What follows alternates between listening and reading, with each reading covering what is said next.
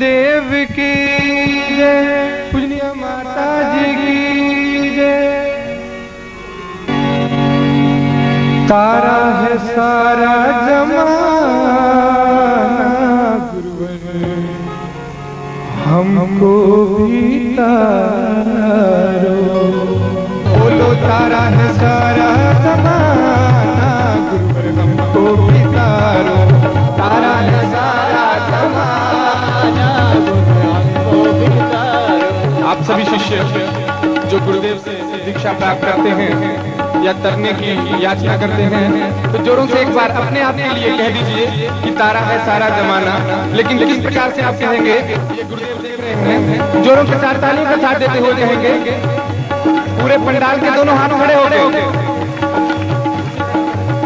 जो आगे हैं, जो मेरे आगे बैठे हैं, जो सामने हैं, पीछे हैं, जोरों के साथ तालियों का साथ दें। हमको भी तारो गुरुवर, हमको भी तारो, हमको भी हमको भी तारो गुरुवर, हमको भी तारो, हमको भी तारो गुरुवर, हमको बोलो। तारा है सारा जमाना गुरुवर, हमको भी तारो। तारा है सारा जमाना गुरुवर, हमको भी तारो। तारा है सारा जमाना गुरुवर, हमको भी तारो। तारा है सारा जमाना गुरुवर, हमको भी तारो। हमने सुना तुमने मीरा को तारा, हमने सुना तुमने मीरा को तारा, हमने सुना तुमने मीरा को तारा, हमने सुना तुमने मीरा को तारा, हमने सुना तुमने मीरा को तारा, हमने सुना तुमने मीरा को तारा। जहर का करके बहाना गुरुवर, हमको भी तारो। जहर का करके बहाना गुरुवर, हमको भी तारो। हमको भी तारो निकल, हमको भी तारो। हमको भी तारो निकल, हमको भी तारो। हमको भी तारो गुरुवर, हमको भी तारो। हमको भी तारो गुरुवर, हमको भी तारो। हमको भी तारो गुरुवर, हमको भी तारो। हमको भी तारो गुरुवर, हमको भी तारो। तारा है सारा जमाना गुरुवर, हमको भी तारो। तारा है सारा जमाना गुरुवर, हमको भी तारो। तारा है सारा जमाना गुरुवर, हमको भी तारो। तारा है सारा जमाना गुरुवर, हमको भी तारो। हमको भी तारो निकल, हमको भी तारो। हमको भी तारो निकल, हमको भी तारो। हमको भी तारो गुरुवर, हमको भी तारो। हमको भी तारो गुरुवर, हमको भी तारो। हमको भी तारो गुरुवर, हमको भी तारो। हमको भी तारो गुरुवर, हमको भी तारो। हमको भी तारो गुरुवर, हमको भी तारो। हमको भी तारो गुरुवर, हमको भी तारो। कर लो भी तुम कुछ बहाना गुरुवर, हमको भी तारो। कर लो भी तुम कुछ बहाना गुरुवर, हमको भी तारो। कर लो भी तुम कुछ बहाना गुरुवर, हमको भी तारो। कर लो भी तुम कुछ बहाना गुरुवर, हमको भी तारो। तारा है सारा जमाना गुरुवर, हमको भी तारो। तारा है सारा जमाना गुरुवर, हमको भी तारो। तारा है सारा जमाना गुरुवर, हमको भी तारो। निखिल हमको भी तारो गुरुवर, हमको भी तारो। निखिल हमको भी तारो गुरुवर, हमको भी तारो। हमको भी तारो गुरुवर, हमको भी तारो। हमको भी तारो गुरुवर, हमको भी तारो।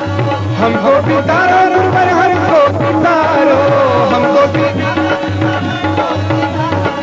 कर लो कि तुम कुछ बहाना गुरुवर, हमको भी तारो। कर लो कि तुम कुछ बहाना गुरुवर, हमको। ओ निखिल हमको भी तारो गुरुवर, हमको भी तारो। गुरुवर हमको भी तारो। निखिल हमको भी तारो गुरुवर, हमको भी तारो। निखिल हमको भी तारो गुरुवर, हमको भी तारो। निखिल हमको भी तारो।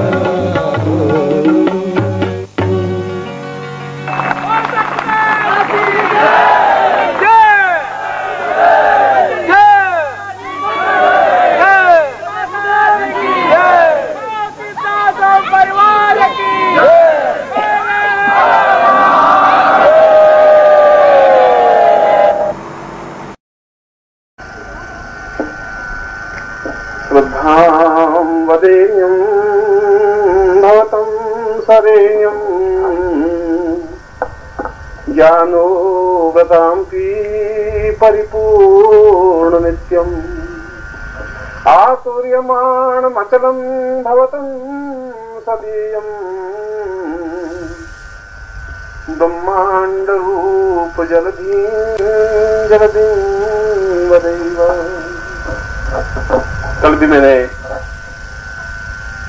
अपना प्रवचन का प्रारंभ शंकराचार्य के श्लोक से किया था और आज भी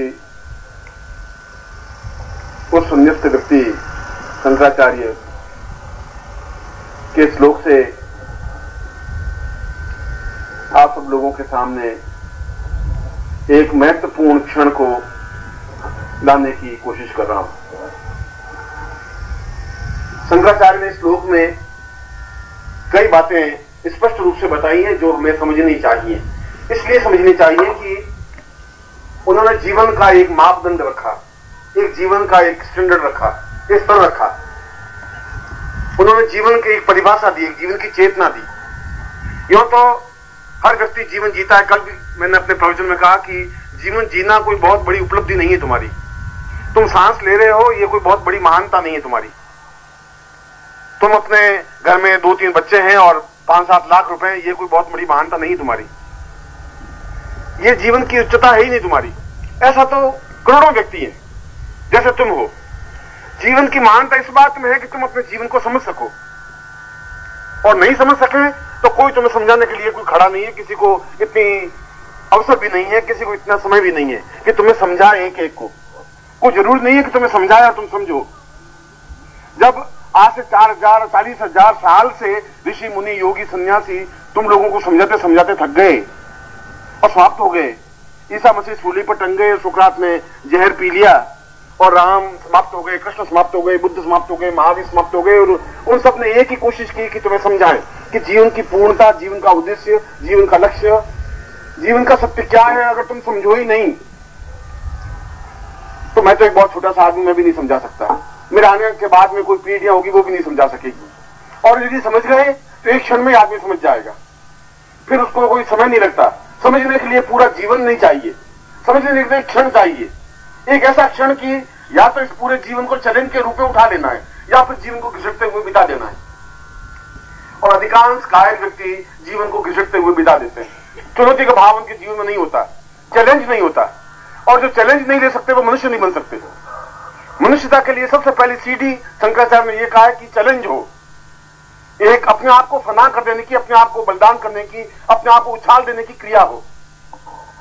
इसलिए उन्होंने इस श्लोक में उन्होंने ये बताया कि जीवन तुम्हें मिला है, यह तुम्हारे प्रयत्नों से नहीं मिल पाया। यह जीवन तो तुम्हारा पितृ ऋण है। पिता ने तुम्हें जीवन दिया और जीवन देने के बाद में उन पिता ने अपने जीवन का कोई कर्तव्य तुम्हारे प्रति नहीं समझा। एक बनिया अगर तुम्हारे पिता थे तो तुम्हें तराजू लेकर के कैसे तोड़ना है यही सिखाया। अगर तुम्हारे पिता ने 4 से बच्चे पैदा किए, तुम्हें सिखा दिया कि ये शादी कर ले बेटे और 4 से बच्चे पैदा कर ले। तुम्हें जीवन का कोई क्रम नहीं समझा सके, उनके पास जीवन का क्रम है ही नहीं। इसलिए शंकराचार्य कह रहे हैं कि जीवन का क्रम समझने के लिए जिसका समुद्र के पास उत्ताल लहरें होती हैं, उत्तुंग लहरें होती हैं, एक विशालता होती है जिसका कोई अंत नहीं है। यहां से हम नजर डालें तो समुद्र का कोई अंत दिखाई नहीं देता। यदि ब्रह्मांड का अंत दिखाई नहीं देता तो समुद्र का भी अंत दिखाई नहीं देता, और समुद्र का भी अंत नहीं है तो तुम्हारे जीवन का भी कोई अंत नहीं है। जीवन को तुम हजारों वर्षों तक खेल सकते हो। कोई जरूर नहीं कि मृत्यु तुम्हारे सामने आ सके। मृत्यु में इतनी ताकत नहीं है, इतनी क्षमता नहीं है कि तुम्हारे आंख के सामने आके खड़ी हो सके। मृत्यु तब आती है जब हम कायर होते हैं, बुज़दिल होते हैं। जब हम भागते हैं तो हमारे पीछे कुत्ते बहुत ज्यादा भागेंगे। यदि हम डरेंगे तो मौत हमें और ज्यादा डराएगी।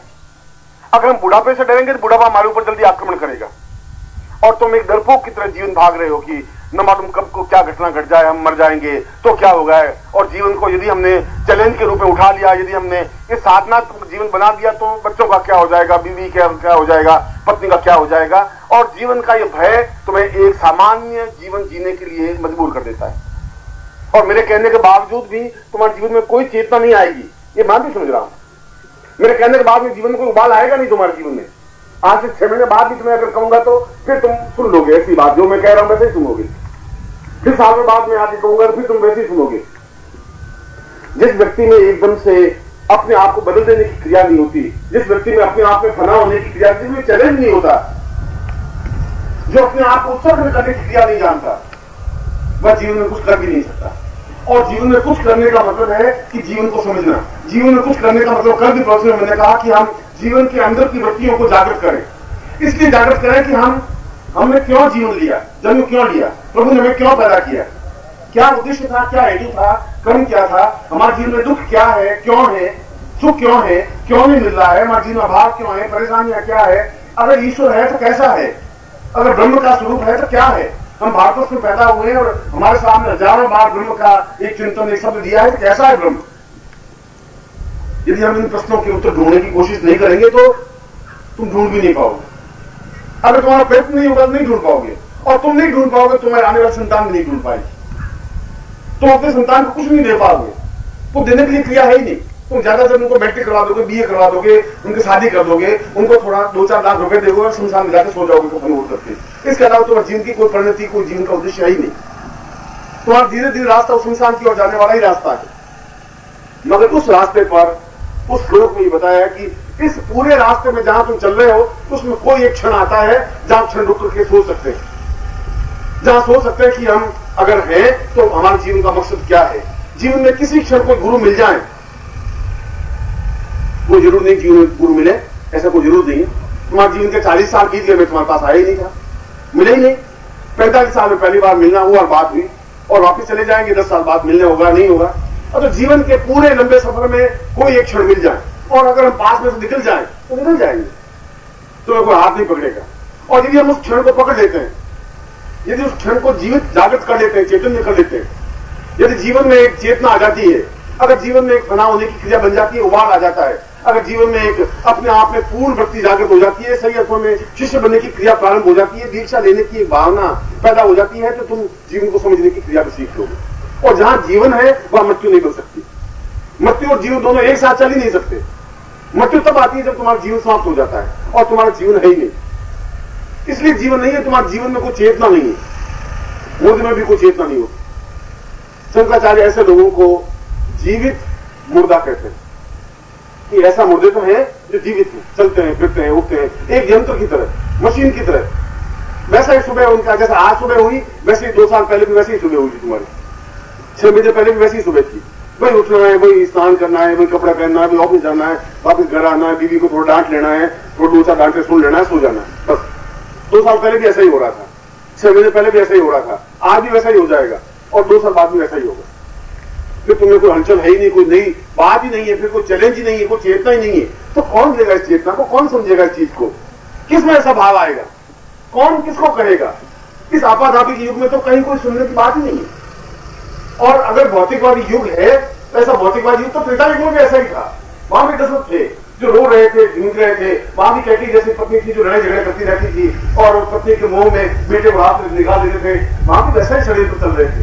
कोई त्रेता युग राम राज्य कोई बहुत महान राम राज्य नहीं था, वो भी ऐसा था जैसा हमारा युग है। मगर उस समय वशिष्ठ थे, उस समय विश्वामित्र थे, कुछ समझने की क्रिया थी, उनके शिष्य थे, वे इस चैलेंज को उठाने के लिए तत्पर थे।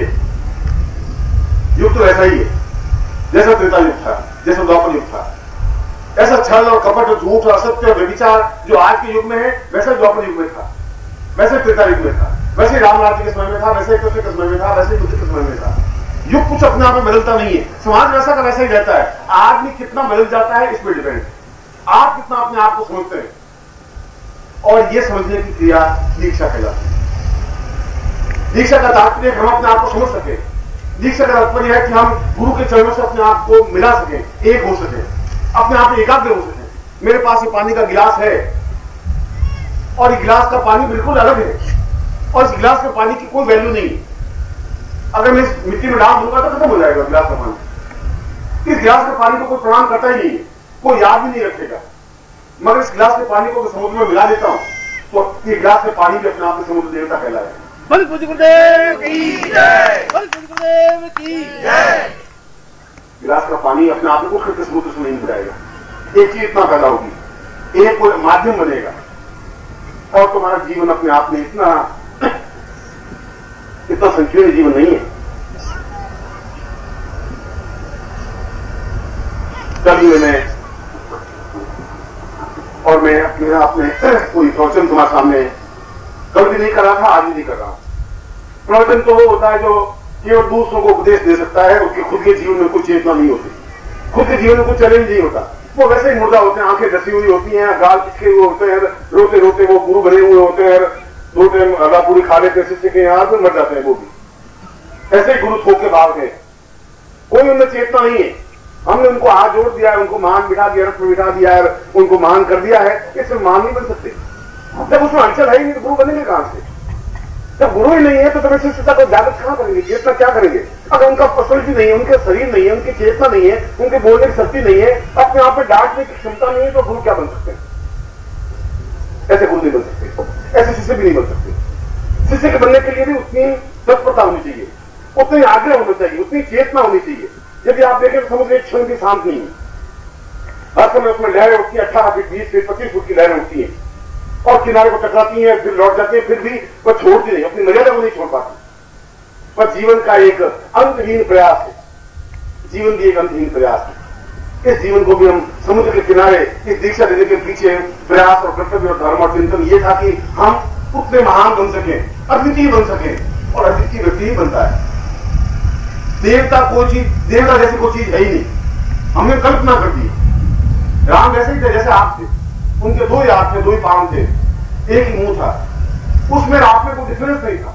इतना ही था उन्होंने एक मर्यादा का पालन किया, एक महान कार्य किया। जिस समय एक राजा 20-20 हजार रानियां 5-5 हजार रानियां रख सकता था, वो एक पत्नी मत रहे। एक चैलेंज का भाव, एक नई एक परंपरा डाली। इसलिए हमने उसको राम कहा, इसलिए हमने उसको कृष्ण कहा, इसलिए बुद्ध कहा, इसलिए महावीर कहा, इसलिए उनको जगत कहा। इसलिए कहा कि उन्होंने एक नई चेतना, एक नई चिंगारी, एक समाज के बीच में एक नया रास्ता बनाया। कोई आकाश से देवता नहीं टपकते, देवता तो मनुष्य वैसे ही बनते हैं। आप में से कोई भी देवता बन सकता है, आने वाली पीढ़ियां आपको याद कर सकती है, बन सकती है यदि आप खुद जागृत हो, यदि आप चैतन्य हो, यदि इस मुर्दा शरीर में कुछ प्राण फूंक सके, यदि उसमें एक चेतना, एक आग, एक चिंगारी बनी रह सके, यदि आप बिल्कुल निश्चित भाव से आगे बढ़ सके, यदि आपका व्यक्तित्व समुद्र की तरह विराट बन सके, और अगर विराटता तुम्हारे अंदर समा सकती है तो विराट को कृष्ण दिखा सकता है तो तुम भी दिखा सकते हो। तुम्हारे उसमें अंतर कुछ नहीं है। हमने अंतर समझ लिया है क्योंकि हमारी बुद्धि बहुत नगण्य है, क्षीण है, हमारे आंख में ताकत है ही नहीं आदमी को पहचानने की। नहीं पहचान की ताकत है, इसलिए धोखा खा जाते। हम किसी उधार देते वो पैसा खा जाता है, इसलिए हमने उसको पहचाना ही नहीं। तुम्हारी आंखें स्थूल दृष्टि है और स्थूल दृष्टि बहुत ज्यादा नहीं देख पाती। इस टीले के पार क्या तुम नहीं देख पा रहे। 25 फीट तक तुम्हारी नजर जा रही है, इस 25 से 28 फीट पर क्या हो रहा है तुम्हें तो पता ही नहीं। इस नजर के माध्यम से, इस दृष्टि के माध्यम से उस विराट ब्रह्मांड को तुम कैसे देख पाओगे? उस देवता को देख कैसे पाओगे? देवता अपने आप में अद्वितीय जाजल्यमान है, उन देवता को तुम कैसे देख पाओगे? उनके लिए तुम्हें उतने आत्मज्ञान होना चाहिए, उतनी प्राण चेतना होनी चाहिए, अंदर के पूरे प्राण जागृत होने चाहिए, चेतना जागृत होनी चाहिए, अंदर पूरा ब्रह्मांड बनने की क्रिया होनी चाहिए। और अगर अंदर पूरा ब्रह्मांड बनता है तुम्हारे प्रयत्न नहीं हो सकता है। अंदर का पूरा ब्रह्मांड बनने की क्रिया तुम्हें याद नहीं है कि कहां से ब्रह्मांड जागृत होगा। उस ब्रह्मांड बनने की क्रिया को कुंडलिनी जागरण साथ में कहते हैं कि हम अंदर की सारी वृत्तियों को, कुंडलिनी को जागृत करें, सहस्रार को जागृत करें, उस अपने आप को, उस तत्व को पूरे ब्रह्मांड में मिला दें। एक बूंद अपने आप में समुद्र में विसर्जित हो जाए, समुद्र बन जाए। एक छोटी सी बूंद जिसका कोई अस्तित्व नहीं है, जमीन में फड़े समाप्त हो जाती है, वो समुद्र बनकर के देवता बन जाती है। अगर एक बूंद देवता बन सकती है तो फिर एक मामूली मनुष्य भी देवता बन सकता है। मगर इसके लिए एक समर्थ सक्षम व्यक्तित्व की जरूरत है जो तुम्हें उंगली पकड़ सके। और दोनों रास्ते, यदि वो व्यक्तित्व है तुम्हारी उंगली पकड़ सके और वो व्यक्तित्व हो तुम अपनी उंगली पकड़ा सको। अब तुम उंगली छुड़ा के फिर भाग जाओगे क्योंकि भागने की तुम्हारे पास बहुत, तुमने जिंदगी में काम यही किया। देवताओं से भाग जाते हो, पूर्वजों से भाग जाते हो, माँ बाप से भाग जाते हो, हर चीज से भाग करके एक सेफ्टी, एक सुरक्षा चाहते हो। ऐसी सुरक्षा नहीं मिल सकती। मृत्यु तुम्हें धकेल देगी, कहीं कहीं खत्म कर देगी। आधे 2 साल बाद, 10 साल बाद, 20 साल बाद बुढ़ापा तुम पर आक्रमण करेगा ही। तुम चाहे कितनी धर्मशाला बना दो, कितने पत्र जड़वा दो, तुम्हारा नाम कोई नहीं लेगा। आने वाली पीढ़ियां नहीं ले सकेगा। तुम धर्मशाला बना के चले जाओगे, उसमें कोई पूछेगा नहीं तुम्हें। केवल तुम्हारा बेटा साल भर बाद एक तुम्हारा श्राद्ध कर लेगा और कहते हमारे पिताजी थे, उनका श्राद्ध है, बस। और वो भी 5 साल 10 साल बाद। मैं तुम्हें पूछता हूं कि तुम्हें अपने पिता का नाम तो ज्ञात है, जरूर ज्ञात होगा, तुम्हारे दादाजी का नाम भी ज्ञात होगा तुम्हें। तुम्हें से 2, 4, 6 लोग हैं जिनको परदादा का नाम ज्ञात होगा। एक भी व्यक्ति ऐसा नहीं जो परदादा पिता का नाम याद हो तुम्हें। 4 पीढ़ी पहले के व्यक्ति को तुम भुला दिए तो 4 पीढ़ी बाद में ही भुला दिए जाएगी। फिर इस जीवन का, इतने छोटे से जीवन का क्या महत्व है, क्या मूल्य है? इस छोटे से जीवन में काहे का घमंड है, किस बात का घमंड है? क्योंकि तुम्हारे पास कुछ है ही नहीं पूंजी, और अगर वो पूंजी ढंग से नहीं बन सकती।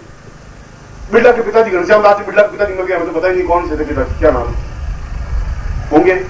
अरबपति थे, हमारे को काम के थे नहीं, और उनके खुद के बेटे को उनको याद करते नहीं, 24 घंटे व्यस्त रहते। उस जीवन का क्या मकसद हुआ? मगर कबीर के पास तो कोई धन था नहीं, उनके बेटों की वजह से हमें याद है नहीं। सूर के पास कोई था नहीं, मीरा के हमें बेटों और उनके पति का नाम हमें कुछ पता है नहीं, और मीरा का नाम हमें ध्यान है, वशिष्ठ का नाम हमें ध्यान है, विश्वामित्र का हमें ध्यान है, बुद्ध का नाम ध्यान है, महावीर का नाम ध्यान है, क्योंकि उन्होंने जीवन में उन कुंडलिनी को, उन चेतना को जागृत किया। और इस प्रकार की कुंडलिनी जागृत करने के लिए दीक्षा का माध्यम है, और दीक्षा के माध्यम से पूर्णता तक पहुंचने की क्रिया के लिए मंत्र साधना या योग साधना या दसों साधना या अपने आप में जीवन की चेतना की साधना को पूर्णता देने का प्रयास है, सफल प्रयास है, प्रामाणिक प्रयास है। केवल यही एक प्रयास है जो जीवन को पूर्णता दे सकता है। पूर्णता राम का नाम लेने से, कृष्ण का नाम लेने से, रटने से कुछ नहीं हो सकता। यदि बार बार राम राम करते हैं तो टैप लगा देते हैं और 24 घंटे टैप लगाते रहेंगे, घर में राम राम बजाते रहेंगे, उसमें तो कुछ नहीं हो पाएगा। ऐसे सैकड़ों लोग पैदा हुए, राम राम करते हुए बढ़ गए और कृष्ण कृष्ण करते हुए खत्म हो गए, उससे कुछ नहीं बन पाएगा। उससे हमारे जीवन की चिंगारियां क्या बनी, हमारे जीवन स्फुलिंग क्या बने, तुम्हारी आंखों में तेज कहां से आया, तुम्हारे चेहरे पर एक भव्यता कहां से आई, एक बुझा हुआ चेहरे में एक आग चिंगारी कैसे पैदा हुई? वो तब पैदा होगी जब अंदर कोई दिया जलेगा, तुम्हारे मन की बत्तियां अपने आप स्पष्ट हो पाएंगी। इसलिए उस पत्रिका के लिए, मंत्र तंत्र विज्ञान पत्रिका कोई कॉमर्शियल पत्रिका नहीं है, और न मैं तुम्हें को बेचने की सलाह देता हूं, न तुम्हें को खरीदने की सलाह देता हूं। मगर यदि ज्ञान प्राप्त करना है तो कहीं कहीं कुछ पढ़ना पड़ेगा, कोई उनको समझना पड़ेगा, या तो गुरु के चरणों में बैठना पड़ेगा, और वो आज एक में संभव नहीं, किसी व्यक्ति के लिए संभव नहीं। पहले तो गुरुकुल होते थे, पहले ऋषिकुल होते थे, अपने गुरु के पास गए, 6 महीने, साल भर, 2 साल, 5 साल रहे, अध्ययन किया, उन जानन की। कृष्ण जैसा व्यक्ति के सामने पर आश्रम में गया, उज्जैन, कहाँ मथुरा, कहाँ उज्जैन, और लकड़ियां लाया, जंगल से काट काट करके गायों को दुआ, गायों को चढ़ाया और ज्ञान प्राप्त किया, अंदर की पूरी कुंडली जागृत की, अपने सहसार को जागृत किया और अपने आप में पूर्ण पुरुष कहलाया, जो युग पुरुष कहलाया। गीता जैसा विधि ग्रंथ लिख सका। उनके बेटों के नाम तो मुझे ध्यान नहीं, उनके दादा का नाम भी हमें मालूम नहीं, कृष्ण का नाम तो हमें मालूम नहीं। यदि आपको जिंदा रहना है आज से 100 साल बाद भी, 500 साल बाद भी, 1000 साल बाद भी, अगर पीढ़ियों के लिए अपने आप को जिंदा रखना है और यदि नहीं रख पाए तो जीवन का कोई मकसद नहीं है। ये बार बार ऐसा जीवन मिल नहीं सकता, और अगर जीवन मिल सकता है तो गुरु नहीं मिल सकता, ढोंगी मिल सकते हैं, पाखंडी मिल सकते हैं, जो दोषार्थी कर सकते हैं ऐसा मिल सकते हैं, भिखारी मिल सकते हैं, गुरु नहीं मिल सकता। सही गुरु मिल जाए, सही शिष्य मिल जाए, ये भाग्य की बात होती है। गुरु के लिए भी सौभाग्य की बात होती है कि हजारों शिष्यों में से कोई एक सही शिष्य मिल जाए। वोटों से कहने वाले तो सैकड़ों शिष्य हैं, हजारों लोग आते हैं, गुरुदेव गुरुदेव करके चिल्लाते हैं, गुरुदेव की जय हो, तुम हाथ उठा के गुरुदेव की जय हो, उसे गुरुदेव की जय हो नहीं सकती। गुरुदेव ज्ञान प्राप्त करेगा तब जय होगी, तुम्हारे चिल्लाने से गुरुदेव की जय नहीं हो सकती। अगर गुरुदेव में ज्ञान है तो अपने आप में उसको अपने आप लोग याद करेंगे। मैं सूर्य किनारे बैठ जाऊंगा तभी याद करेंगे। अगर मेरे पास चेतना है, अगर ज्ञान है, इस दीक्षा के पीछे मंतव्य मकसद यही है कि आपका मेरा सीधा संबंध बन सके। इसके पीछे उद्देश्य और धर्म यही है कि मैं अपने ज्ञान की चेतना को, अपने तेजस्विता को आपको दे सकूं। कोई जरूर नहीं है कि आपके पास हो, एक आपके पास ज्यादा से ज्यादा 1000 रुपए होने चाहिए। एक उदाहरण देकर समझा रहा हूं। अब तुम्हारे पास रोज तुम परिश्रम करो, 10 रुपए कमाना, और 10 रुपए कमा करके 10,000 रुपए तो कभी इकट्ठा करोगे, इस जिंदगी में संभव नहीं। तो 2 तरीके में, या तो आप 10 रुपए रोज कमाइए और 10,000 रुपए इकट्ठे करिए। जो 10,000 रुपए इकट्ठे करेंगे तो आप पूर्ण कहलाएंगे। एक तरीका तो ये हुआ, और दूसरा तरीका ये हुआ कि मैंने अपनी जेब से 10,000 रुपए निकाले आपको दे दिए। तुम्हारे पास 10,000 रुपए होने चाहिए, वो हो गए, क्योंकि मेरे पास 1,00,000 रुपए में 10,000 दे सकता हूं, मेरे को फर्क पड़ेगा नहीं। और यदि गुरु के पास बहुत तेजस्विता का अंश है और उसमें कुछ अंश आपको दे देता है, तब भी आप समर्थ बन सकते हैं। दीक्षा का तात्पर्य अपने गुरु की तेजस्विता को पूर्णता के साथ ग्रहण करने की क्रिया, ये दीक्षा है। और यहाँ इसलिए हम इकट्ठे हुए, तुम धूप में जो जल रहे हो इसके पीछे मकसद यही। मुझे मालूम तुम्हारा पसीना आ रहा है, तुम तकलीफ आ रहे हो, तुम मैं सोच रहे हो गुरु जी अब बस पर्सन खत्म करे और उठे तो काम मिले, काम पर मैंने उसने दिखा दिया, बहुत परेशान। ऐसा हो सकता है, तुम्हारा चिंतन ऐसा मैं समझ रहा हूँ, तुम्हारे चेहरे में पढ़ रहा हूँ।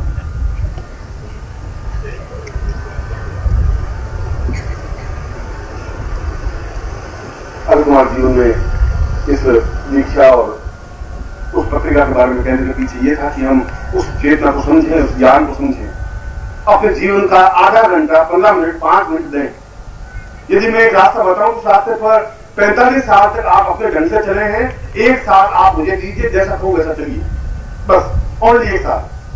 पूरी जिंदगी में 1 साल तो बहुत बड़ी बात नहीं होती। और उसके बाद आपको समझ में आएगी लता जी ये ढोंग पाखंड है, मुझे छोड़ दीजिए, 20 गाड़ियां देकर मैं आपको नहीं कहूंगा, आप नहीं कहूंगे। यदि कुछ उपलब्धि होती है तो स्वीकार करिए कि वास्तव में ये चीज सत्य है, प्रामाणिक है।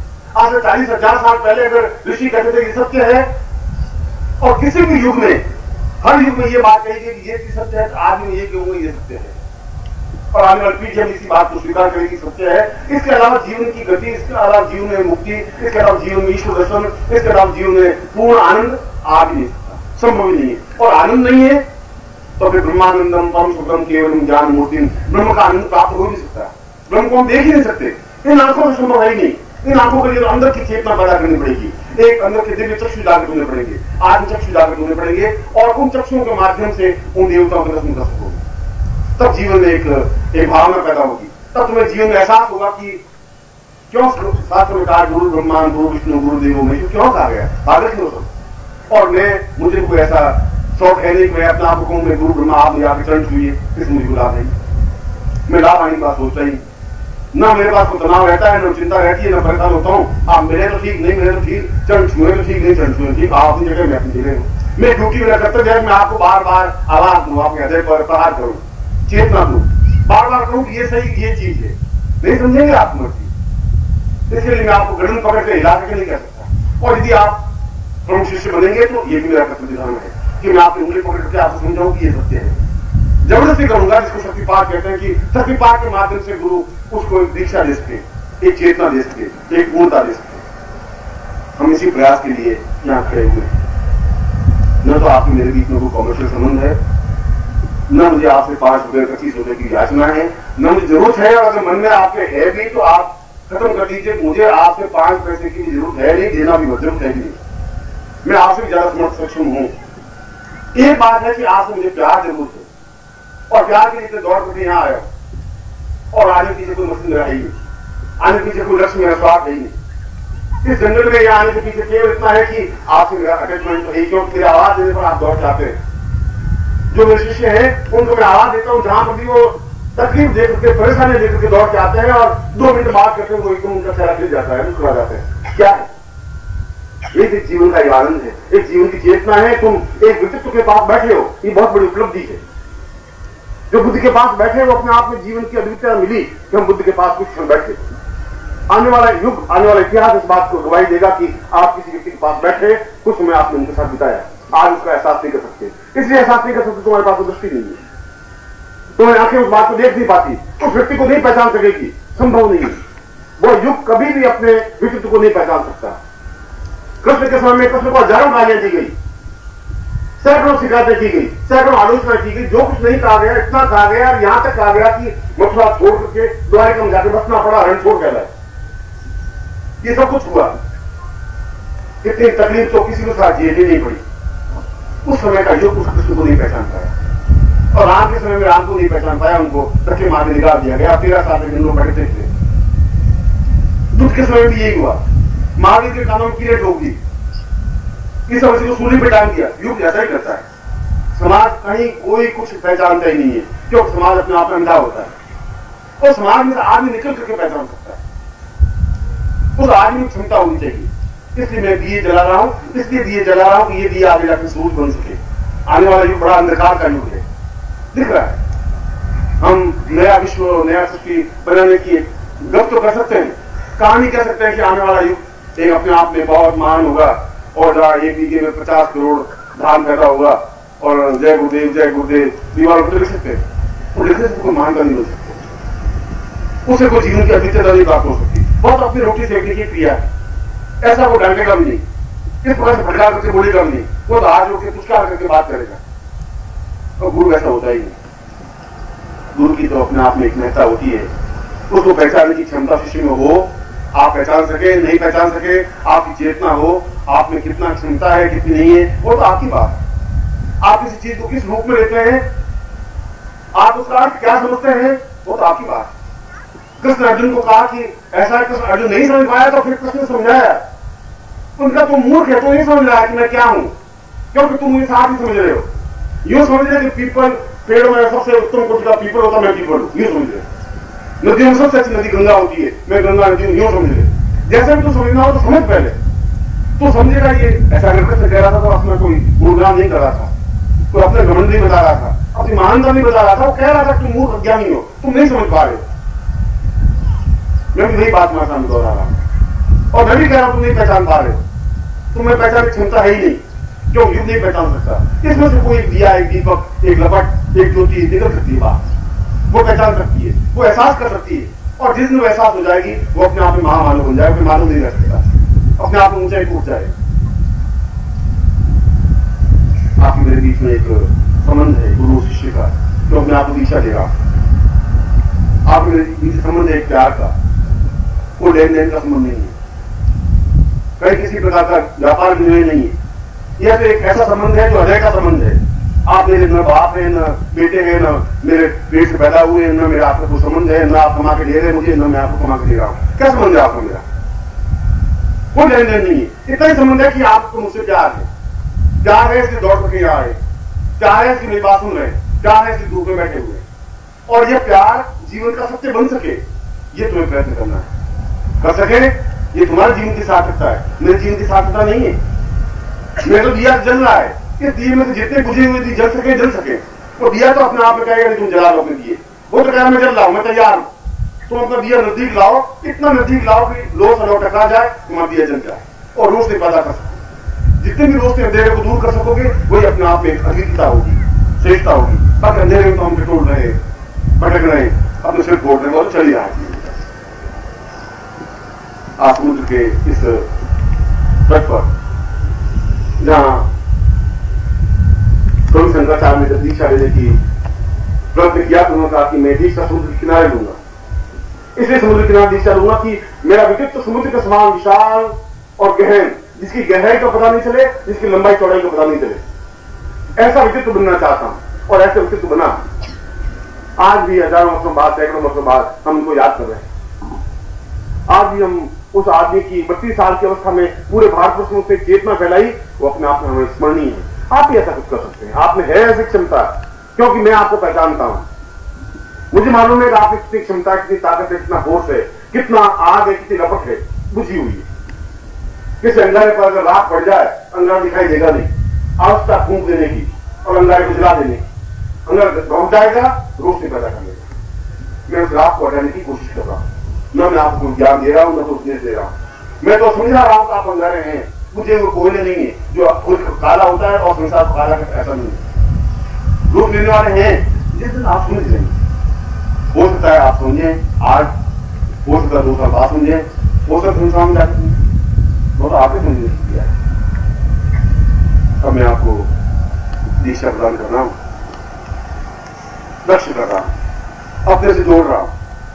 कितना जोड़ पाएंगे ये आपका डिपेंड है। मैं तो देखभाल करके शादी कर रहा हूं लड़की से, अब लड़की मेरा कहना माने, पतिव्रता बने नहीं बने, उल्टा बन जाए, बस उसकी मर्जी। मैं तो शादी कर रहा हूं, बस कर रहा हूं। मैं अपनी तरफ से कोई कमी रखूंगी नहीं और रखूंगा नहीं। तीसरे से कभी वैसा ही भावना होगी। आप कितना मेरी आवाज पे दौड़ के आ सकें, कितना अटैचमेंट दिखा सकें, कितना अपने आप में प्रेम स्नेह दे सकें, कितना प्राप्त कर सकें, ये आपकी जरूरत है। मैं आपके साथ हूं, आपका गुरु बनने के लिए तैयार हूं, इसलिए तैयार हूं कि मैं आपको देने में समर्थ हूं, सक्षम हूं। मुझ में वो क्षमता है कि मैं तुम्हें दे सकूं ज्ञान, चेतना, रोशनी। मैं आपके अंदर की बत्तियों को जागृत कर सकूं, आपको एकदम से ऊपर उछाल सकूं, पूर्णता दे सकूं, ऐसी मुझ में क्षमता है और मैं इस बात को स्वीकार करने के लिए तैयार हूं।